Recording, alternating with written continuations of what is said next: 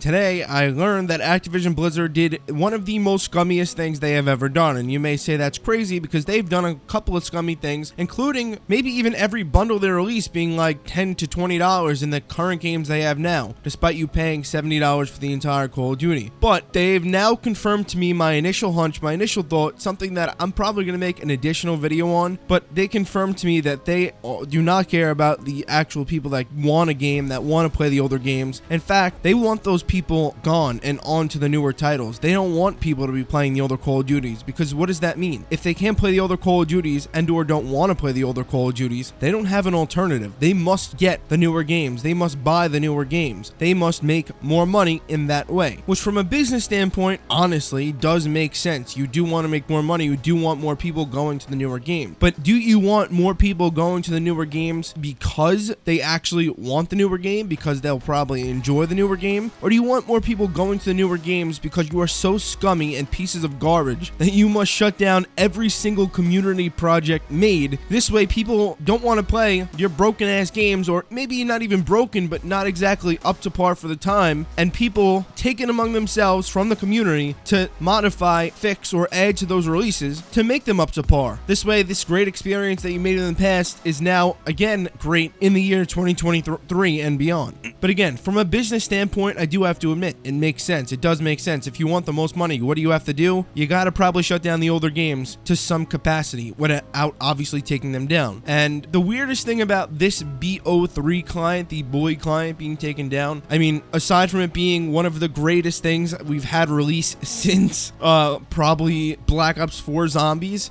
because it made that much of an impact on Black Ops 3, even down to significantly improving frame rates and reducing the performance hit on your PC, this thing was fantastic. The weirdest thing about this release is that they, at least at first, sure, they did allow, I believe, the game to work on some form of a pirated version of Black Ops 3. But literally just a couple of days ago, and this could potentially be the reason why maybe they waited a little bit too long, they made people buy the game on Steam. Like, it was a requirement to buy the game on Steam. And they did this to avoid a cease and desist order. This way Activision at least would come to the understanding with them that, okay, here we go. We're gonna do this community project for Black Ops 3. We know people love Black Ops 3. We know people still buy Black Ops 3. We know people still play Black Ops 3. As such, we're going to respect you guys, and we're going to require that people purchase Call of Duty Black Ops 3 in order to use this community mod EXE thing, which, by the way, the BOiii client was just a 2, or I think it was a very small EXE. I'm pretty sure the download was 2.5 megabytes. And this little EXE changed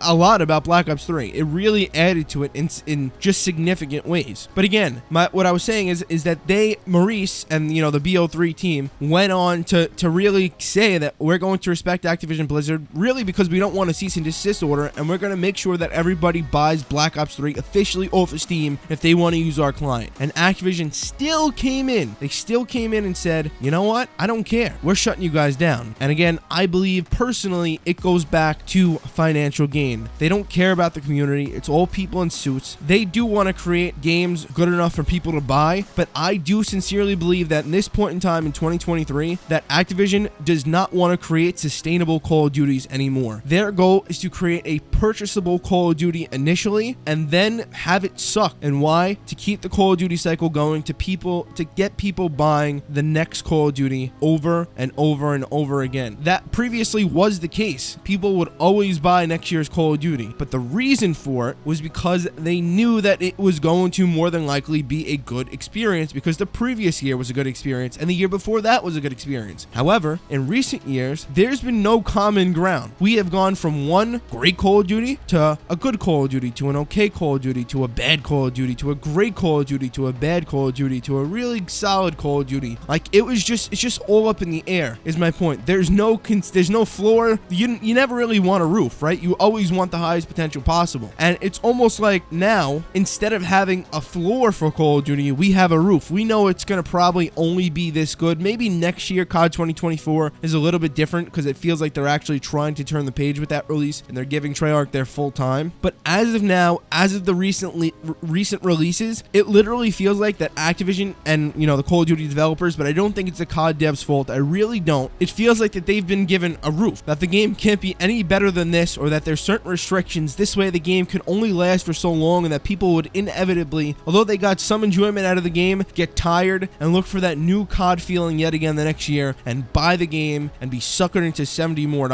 This way, they have more sales. And again, it just all comes down to financial gain. Now, could I be wrong? Absolutely. It could just literally be Activision Blizzard using their right to release or to give a cease and desist order to Maurice and the BO3 team and the Xlabs team. They do have the right to do that. They really do. Is it scummy? Yes, but they do have the right to do that. They didn't need to, but they do have the right to. So it could just be a case of that. But let's be honest, seeing a business like Activision, and I do have high respect for the Call of Duty developers, and it is my favorite franchise. But seeing the stuff that Activision has done in the past, literally again to the capacity even of having each bundle be $20, let alone people being stupid enough to buy the bundles for $20 each, which again, it's your money, you do what you want, but it's just insane when you think about that dynamic. But whatever, releasing bundles for $20, releasing pretty much the worst Call of Duty you can possibly come up with in Call of Duty Vanguard on almost all fronts, and then releasing a Call of Duty Modern Warfare 2 with barely any DLC, it's evident that it's not for the player, it's not about the player, it's all about financial gain. And again, the main goal, and they recently actually shut down a project called SM2, and I believe that was supposed to be some kind of like Call of Duty All-Star game where essentially it was a pool of developers working on some kind of COD to create like a universal COD that people can come and play. I'm not exactly sure what it was, to be honest with you, but I think it was something to that capacity, which sounds really awesome because maybe you can have a Black Ops map and a Modern Warfare map together in the same game, and maybe it would even have zombies, who knows, right? But that was shut down, and that one makes a little bit more sense to me because that was going to be its own like unique separate thing. But again, the BO3 client doesn't make much sense other than if you come to the conclusion of of what I just said, in that they're all financially motivated and that they want the older games to die. They want people to purchase the older games. They definitely do want to get that purchase in, which you may stop and say, okay, if Maurice and the Xlabs team or whatever, the BO3, the BOiii client team is making people buy Black Ops 3, then what exactly is Activision mad about? Well, once again, it also comes down to the point of if people are on the BOiii client, if they're playing Black Ops 3,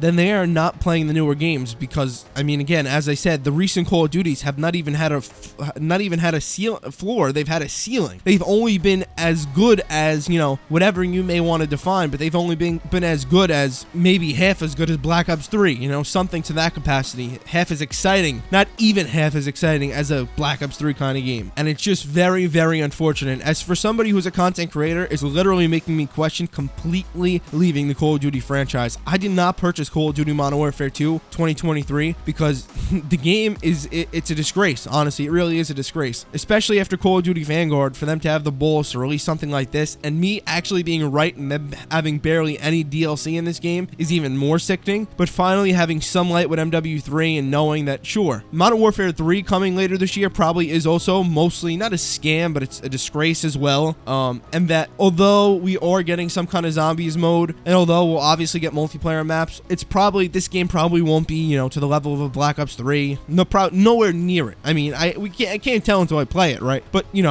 if you've been around Call of Duty, you get the gist by now. There's kind of the last few CODs have almost been filler releases. It seems like they're just trying to release the most sellable COD that they can with doing minimal effort, which again goes back to the whole idea of financial gain, the actual ceiling instead of a floor, and all that. And as such, it makes me not want to buy Modern Warfare 3 at all because I already know it's not going to be a great COD. I'm just buying it to play something, and that's exactly what they want. They want you crawling around like a freaking crackhead on the floor, going insane for your drug, your Call of Duty drug, your gaming addiction drug. That's what they want, and that's how they make the most money. And you know what? I wouldn't care if the games were like Black Ops 3, Black Ops 4, Infinite Warfare Zombies, talking the entire COD experience, BO2, BO3, games like that. Even honestly, World War II in a sense.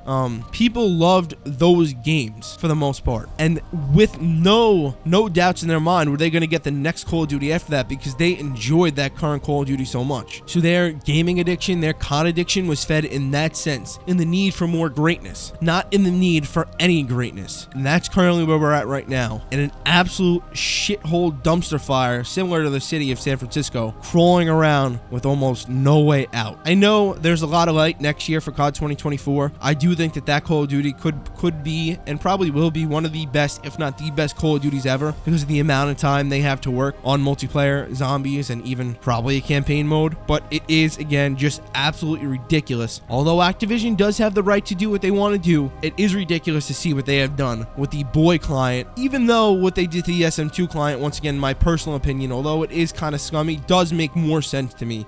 They do have the right to do all this, unfortunately, at the end of the day. But what does it once again point to? Financial gain, not caring about the community, especially in terms of the BO3 client, because the creator, once again, for the 8,000th time, forced people to buy Black Ops 3 as of recently. You cannot pirate the game. You must have an official Steam copy. So that just means they're in it for financial gain and financial gain only, not the player.